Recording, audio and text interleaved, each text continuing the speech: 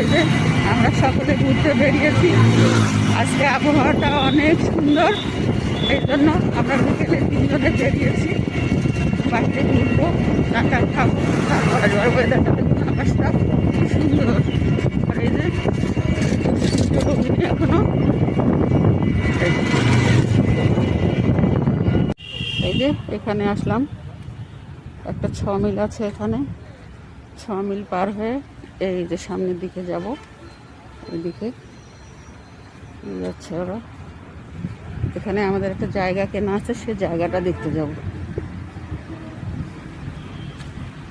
এই যে যাচ্ছি, এখানে অনেক আম গাছ। আমাদের জায়গাটা আরো ভিতরে। এসে গেলাম এখানে আমাদের জায়গাটা।